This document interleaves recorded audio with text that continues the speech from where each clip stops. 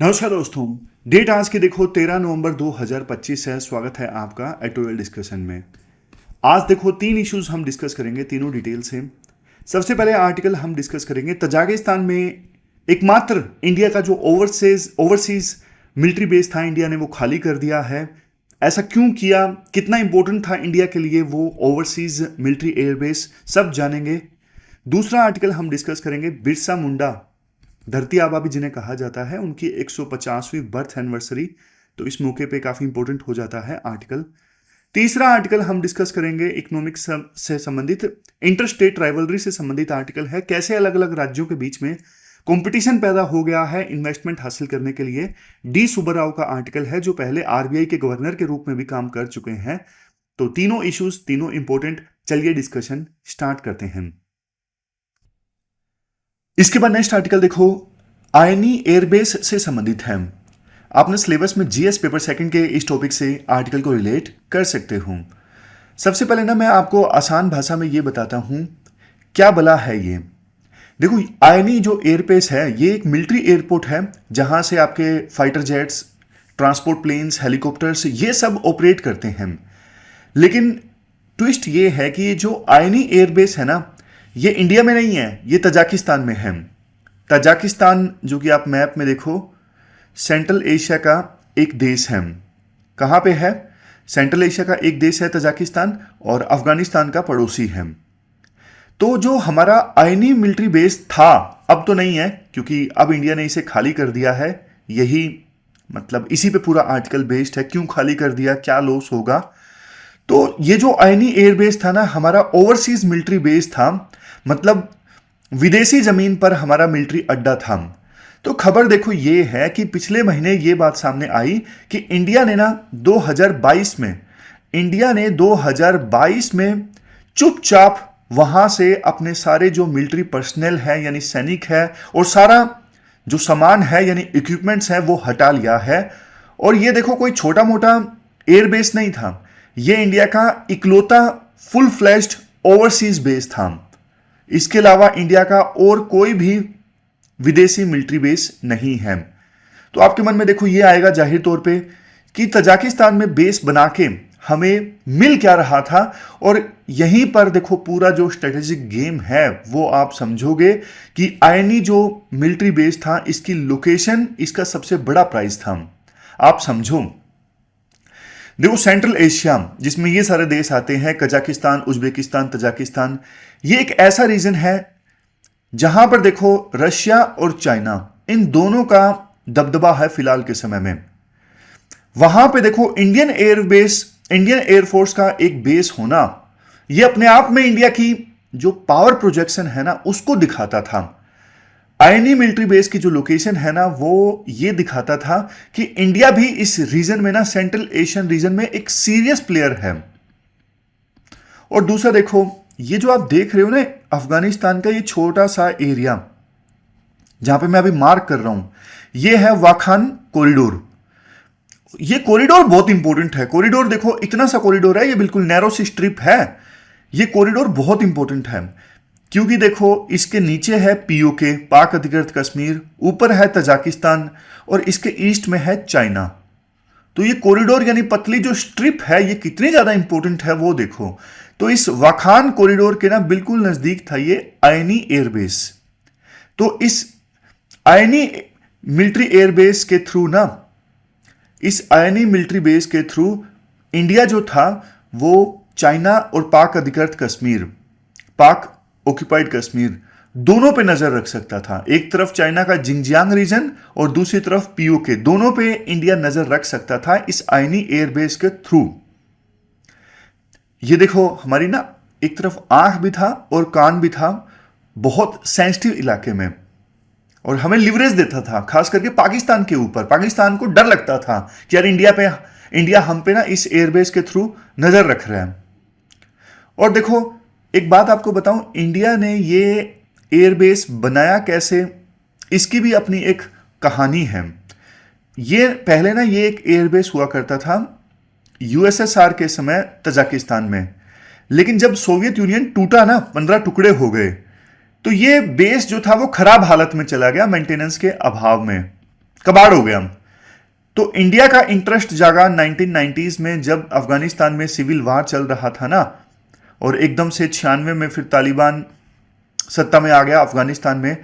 तब इंडिया का जो इंटरेस्ट था इस मिलिट्री एयरबेस में जग गया, क्योंकि तालिबान के अगेंस्ट इंडिया अफगानिस्तान में ना नॉर्दर्न अलायंस को सपोर्ट कर रहा था। तालिबान के अगेंस्ट जो अलायंस लड़ रहा था ना अफगानिस्तान में 96 से 2001 के बीच में, तो इंडिया तालिबान के विरोधी नॉर्दर्न अलायंस को सपोर्ट कर रहा था। तो उसको सपोर्ट करने के लिए अगर इंडिया को ये एयरबेस मिलता तो वो अफगानिस्तान में नॉर्दर्न अलायंस को आसानी से सपोर्ट कर पाता। तो ये भी एक रीजन था। इंडिया ने तजाकिस्तान को बोला कि भैया हम खर्चा करेंगे इस मिलिट्री एयरबेस पे और 600-700 करोड़ लगाएंगे। फाइनली इंडिया ने $80 मिलियन लगाए भी, $80 मिलियन लगाए इंडिया ने इस एयरबेस को ठीक करने के लिए।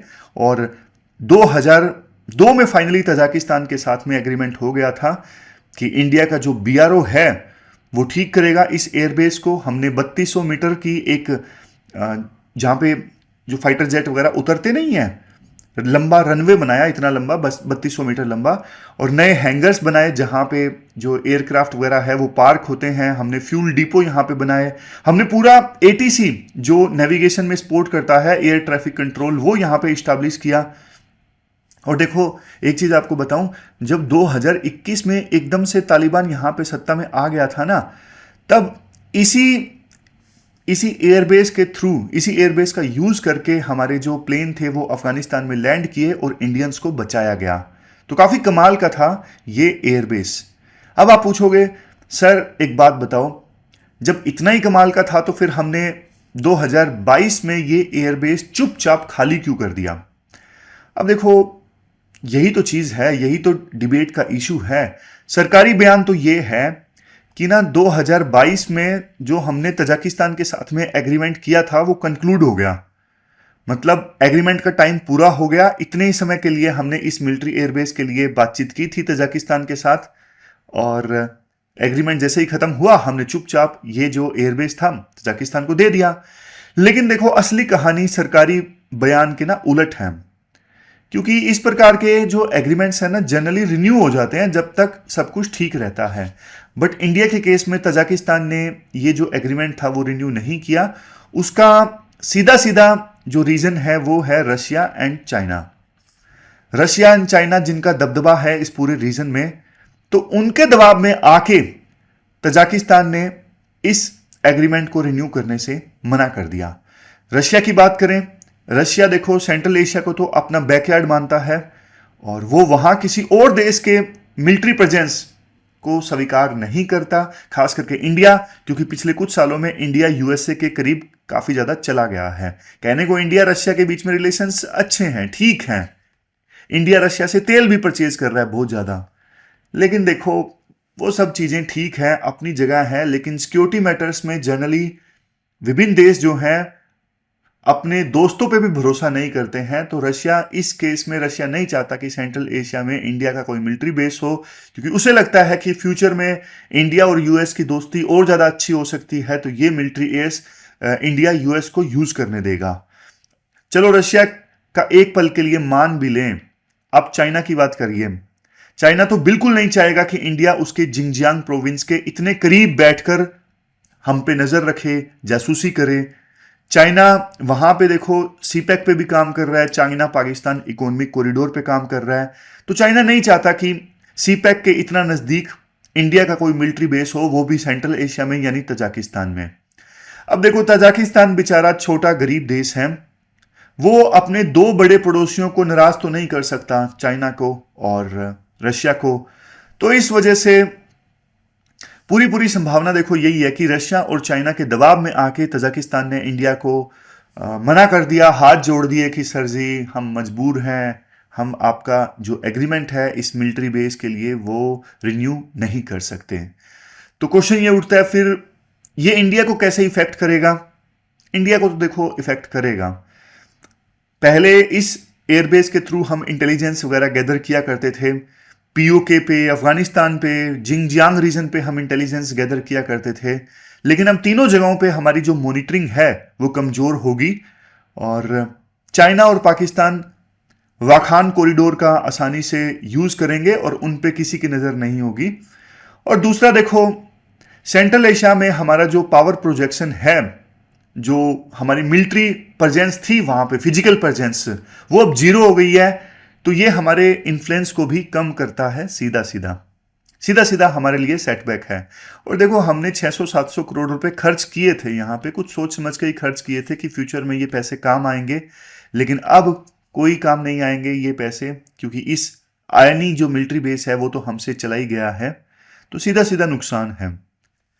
क्वेश्चन देखो ये उठता है, आयनी मिलिट्री बेस जाने के बाद में क्या हमारे पास में कोई और ओवरसीज मिलिट्री बेस है? आंसर है नो। अब हमारे पास में विदेशी जमीन पे कोई मिलिट्री बेस नहीं है। वैसे कुछ लोग बोलेंगे कि सर मॉरिशस के अगालिगा आइलैंड पे एक हमारा मिलिट्री एयरबेस है, लेकिन राइटर बोलते हैं मॉरिशस के अगालिगा आइलैंड के ऊपर हमारा मिलिट्री बेस नहीं है। एक एयर स्ट्रिप और एक जेटी जरूर है, जेटी मतलब बंदरगाह। और भूटान में वहां की आर्मी को ट्रेन करने के लिए एक ट्रेनिंग फैसिलिटी जरूर है, लेकिन वो भी मिलिट्री बेस नहीं है। तो कोई मिलिट्री बेस अब विदेशी जमीन पे हमारा नहीं है। जबकि आप देखोगे हमारे कॉम्पिटिटर्स को, आप यूएसए को देखिए, यूएसए के देखो दुनिया भर में ना 100 से ज्यादा मिलिट्री बेस हैं। जैसे कतर का मिलिट्री बेस हाल ही में काफी ज्यादा सुर्खियों में था, अल उदीद एयरबेस, जहां पे ईरान ने मिसाइल छोड़ी थी।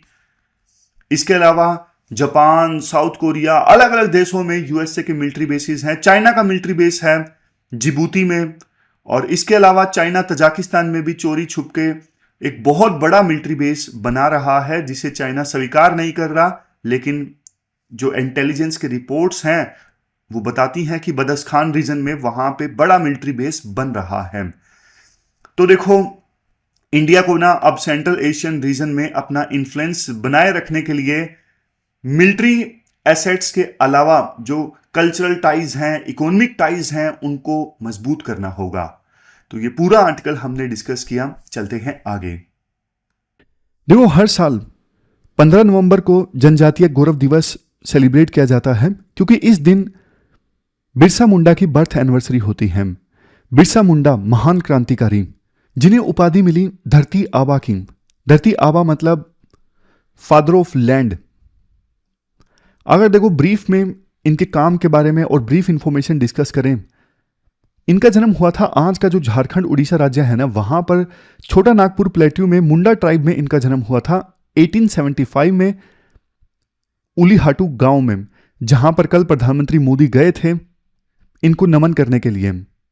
ये देखो वो दिन थे जब इनका जन्म हुआ ना, तो ब्रिटिशर्स बहुत एक्सप्लॉइट कर रहे थे। एक तरफ जहां भारत के सभी सेक्शंस को एक्सप्लॉइट कर रहे थे, लेकिन ट्राइबल्स के ऊपर उनका अत्याचार बढ़ता ही जा रहा था। जैसे बरसों से जिन जंगलों को वो यूज करते आए थे ट्राइबल्स, अपने जीवन याचिका के लिए रोक लगा दी ब्रिटिशर्स ने कि आप जंगलों में नहीं जा सकते, जंगलों के रिसोर्सेज का यूज नहीं कर सकते। पहले ट्राइबल्स में जॉइंट लैंड होल्डिंग हुआ करती थी, लेकिन ब्रिटिशर्स ने जमींदारी सिस्टम ब्रिटिशर्स लेकर आए और बाहर के लोगों को भी अलाउ कर दिया कि आप यहां पर लैंड परचेज कर सकते हो। तो आउटसाइडर यहां पे आके ट्राइबल्स के एरिया में आके लैंड परचेज करने लगे, जिनको नाम दिया गया ट्राइबल्स के द्वारा दीकू। तो दीकू लैंड परचेज करने लगे, और ट्राइबल्स जो मालिक हुआ करते थे लैंड के, वो कर्ज के बोझ तले दबते गए और वो उसी लैंड पे मजदूरों की तरह काम करने लगे। जो पहले मालिक थे वो अब मजदूर बन के काम करने लगे। जहां एक तरफ ट्राइबल्स का इकोनॉमिक एक्सप्लॉयटेशन अंग्रेजों के द्वारा किया जा रहा था, दूसरी तरफ देखो कल्चरल एक्सप्लॉयटेशन भी। Birsa Munda German missionary school में पढ़ने के लिए ना एज ए क्रिश्चियन कन्वर्ट हो गए, लेकिन बाद में उन्हें रियलाइज हुआ यह तो गलत है, तो उन्होंने अपने ही एक धर्म की शुरुआत की, बिरसायत। उन्होंने बाकी ट्राइब के लोगों को समझाया कि इस प्रकार से आपका जो कल्चर है, ट्राइबल आइडेंटिटी है, उसको डिस्ट्रॉय कर रहे हैं ब्रिटिशर्स। तो बड़ी संख्या में लोगों ने बिरसायत को ज्वाइन किया। इसके अलावा देखो, जो बिरसा मुंडा थे ना सिर्फ उन्होंने इकोनॉमिक एक्सप्लॉयटेशन का विरोध किया, कल्चरल एक्सप्लॉयटेशन का विरोध किया, बल्कि ट्राइबल्स में कुछ कमियां थी, जैसे अल्कोहल का सेवन करना, जैसे टोना टोटका उस पर विश्वास करना, डिस्क्रिमिनेशन, इस प्रकार की जो भी कमियां थी ना, बिरसा मुंडा ने उसके खिलाफ भी आवाज उठाई। यानी वो अपनी कम्युनिटी में भी रिफॉर्म्स लेकर आए, एक प्रकार से ना सिंबल बन गए, जैसे उन्होंने अंग्रेजों के खिलाफ लड़ाई लड़ी ना, सिंबल बन गए वो सेक्रीफाइस का, करेज का। ना सिर्फ मुंडा ट्राइब बल्कि और भी जो ट्राइबल कम्युनिटी थी ना, जैसे ओराओं और दूसरी ट्राइबल कम्युनिटीज, उन्होंने भी बहुत ज्यादा फॉलो करना स्टार्ट कर दिया बिरसा मुंडा को। उन्होंने जो मूवमेंट स्टार्ट की उसका नाम था उलगुलान, मतलब अंग्रेजों के द्वारा जो शोषण किया जा रहा था ना ट्राइबल लोगों का, उसके खिलाफ बिरसा मुंडा ने जो मूवमेंट स्टार्ट की, उस मूवमेंट को नाम दिया गया उलगुलान। अलग से भी यूपीएससी पूछे तो आप इसके बारे में जरूर बताइए। 2 बार उन्हें गिरफ्तार किया गया। एक बार उन्हें गिरफ्तार किया गया 1895 में, 1897 तक वो जेल में रहे, बाद में उन्हें छोड़ दिया गया। लेकिन वो जेल से निकले तो उन्होंने अंडरग्राउंड अपनी एक्टिविटी स्टार्ट कर दी और ब्रिटिशर्स के अगेंस्ट मूवमेंट को मोबिलाइज किया। देखो, एक किस्सा है, कहानी है। जेल से जब वो कोर्ट में जाते हैं ना, तो ब्रिटिशर्स को ये लगा था कि वो एग्जाम्पल सेट करेंगे कि हमसे पंगा लेने की कैसे कीमत चुकानी पड़ती है पर्सन को।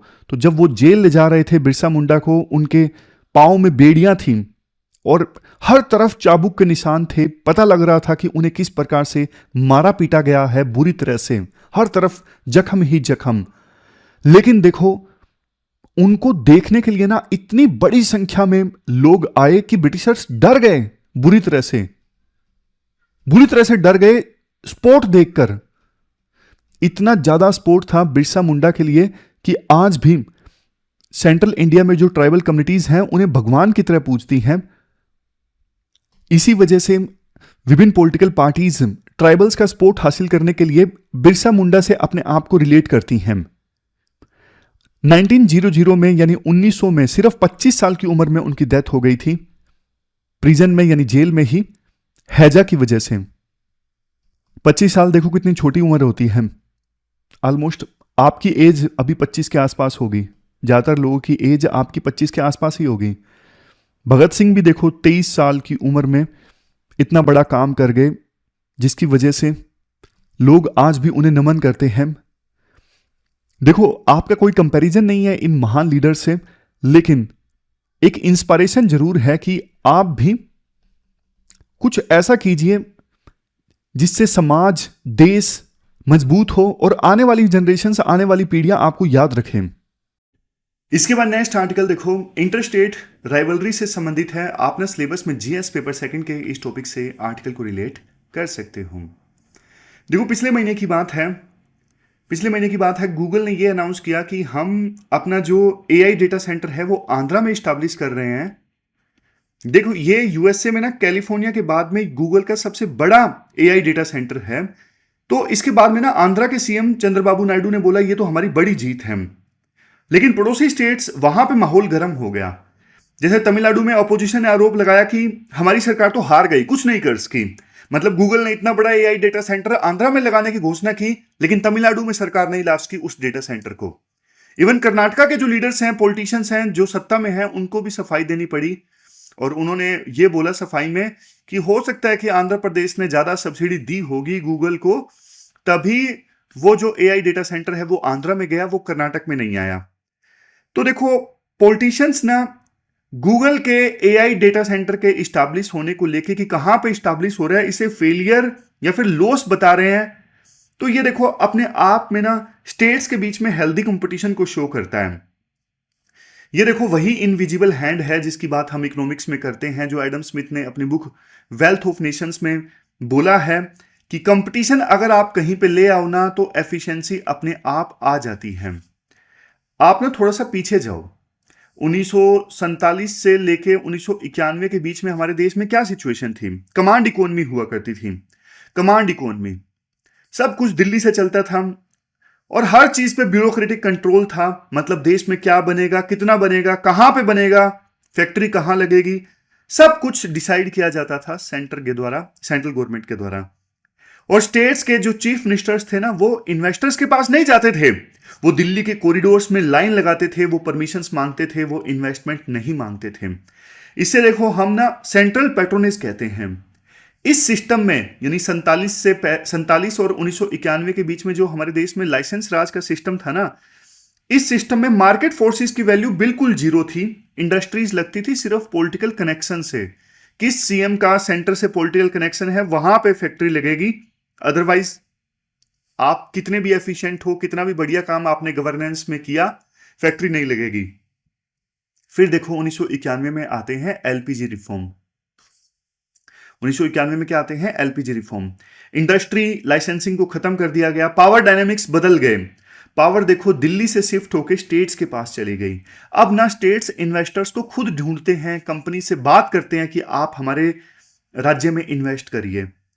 तो मतलब शुरुआत में तो देखो ब्यूरोक्रेसी स्टेट्स की स्लो थी, लेकिन अब माइंडसेट चेंज हो चुका है। अब स्टेट्स आपस में लड़ रहे हैं इन्वेस्टमेंट हासिल करने के लिए।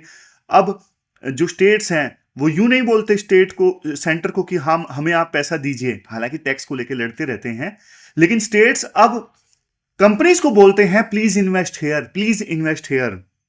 तो ये चेंज है। और देखो स्टेट्स डेटा पर आज के समय में बात कर रहे हैं, पॉलिटिक्स पे बात नहीं कर रहे हैं। कंपटीशन सिर्फ टैक्स ब्रेक्स तक सीमित नहीं है कि वो कंपनीज को बोल रहे हैं कि हमारे यहां पे इन्वेस्ट करिए, हम टैक्स में आपको छूट देंगे।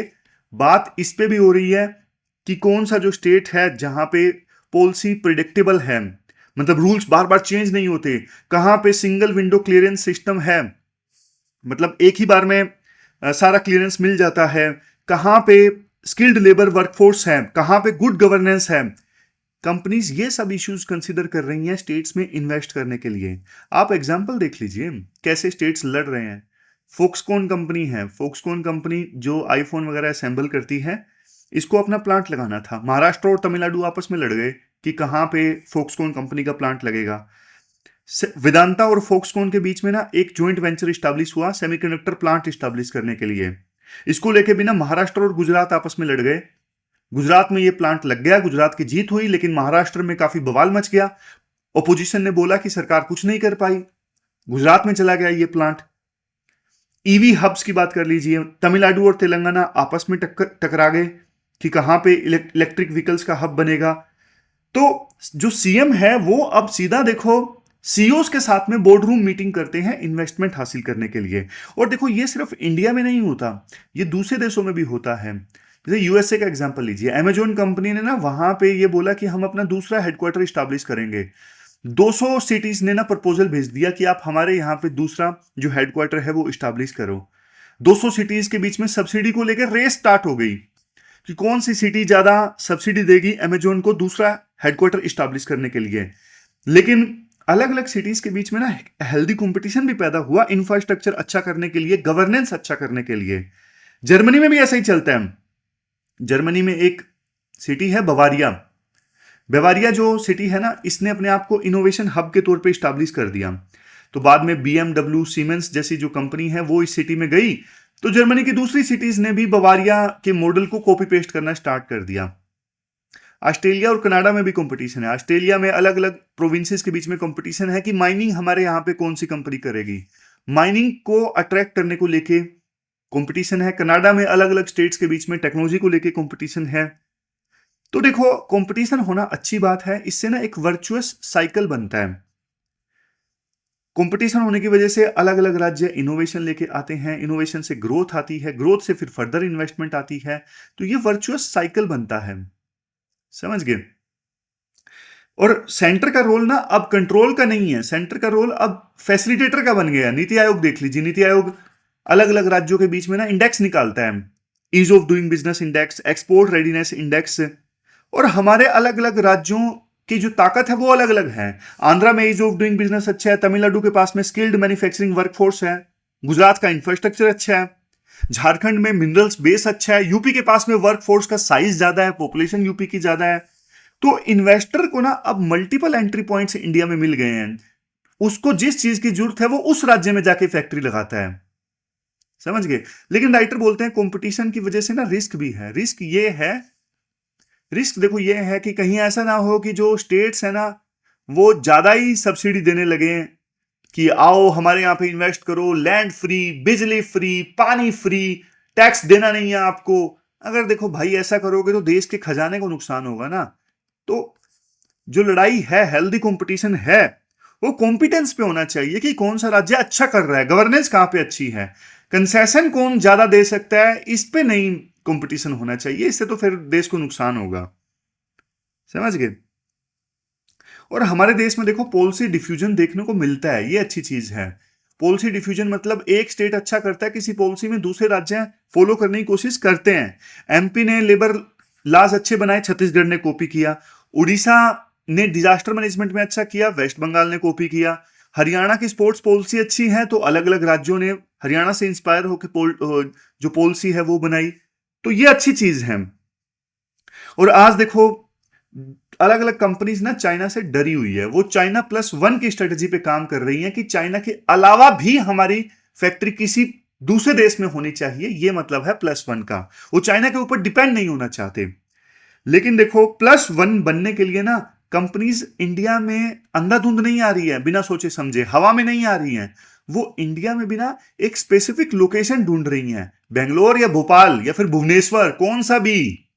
तो अलग अलग राज्यों को ना अपनी ताकत बढ़ानी होगी, तभी कंपनीज +1 के लिए उस लोकेशन को कंसीडर करेंगी। और देखो ये बोलना कि ये राज्य जीत गया है कंपटीशन में, ये तो देखो छोटी सोच होगी। अल्टीमेटली जीत इंडिया की ही है। अलग अलग राज्यों की जीत, आपस में वो कंपटीशन कर रहे हैं तो अल्टीमेटली तो इंडिया की ही जीत है ना। तो पहले परमिशन बेस्ड इकोनॉमी हुआ करती थी, परमिशन लेना पड़ता था हर एक चीज के लिए। अब परसुएशन बेस्ड इकोनॉमी हो गई है। अब सीईओज को परसुएड करना पड़ता है, उनको मनाना पड़ता है कि आप यहां पे इन्वेस्ट करिए। तो ये जो माइंडसेट है, माइंडसेट का ट्रांसफॉर्मेशन है और इंडिया के लिए बहुत अच्छा है। हम विकसित भारत बनने की दिशा में आगे बढ़ेंगे, लेकिन रिफॉर्म्स पे बात होनी चाहिए, रिफॉर्म्स के संदर्भ में कंपटीशन होना चाहिए अलग अलग राज्यों के बीच में। तो ये हमने पूरा आर्टिकल डिस्कस किया और ये थी हमारी आज की डिस्कशन। कल मिलते हैं फिर से एक नई डिस्कशन के साथ। तब तक आप अपना ध्यान रखिए, अच्छे से पढ़िए। Thank you very much for discussion.